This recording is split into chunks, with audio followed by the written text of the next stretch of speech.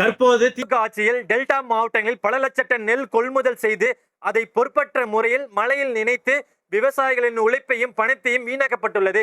எனவே டெல்டா மாவட்டங்களில் உள்ள நேரடி நெல் கொள்முதல் செய்து நிலையங்கள், உலர்களம் மற்றும் சேமிப்பு கிடங்குகள் அமைப்பதுடன் அனைத்து தாலுகா அளவிலும் போதுமான அளவில் கிடங்கு வசதிகளும் அமைத்து உட்கட்டமைப்பு வசதிகளும் மேம்படுத்திட நடவடிக்கை எடுக்கப்படும். விவசாயிகள் விளைவிக்கும் காய்கள், பழங்கள் மற்றும் பிற விளைபொருட்கள் அடிப்படையாக கொண்டு உணவு பதப்படுத்தும் தொழிலை ஊக்குவிக்க உணவு பதப்படுத்தும் தொழில் பூங்காக்கள் ஒவ்வொரு மாவட்டத்திலும் ஏற்படுத்தப்படும். இது போன்ற பல திட்டங்கள் செயல்படுத்த மயிலாடுதுறை தொகுதி வெற்றி வேட்பாளர் நமது அன்பு அண்ணன் சித்தமல்லி பழனிசாமி அவர்களுக்கு மாம்பழ சின்னத்தில் வாக்களித்து பெரும்பான்மை வாக்கு வித்தியாசத்தில் வெற்றி அடை செய்யுமாறு மிகவும் தாழ்மையுடன் கேட்டுக்கொள்கிறோம்.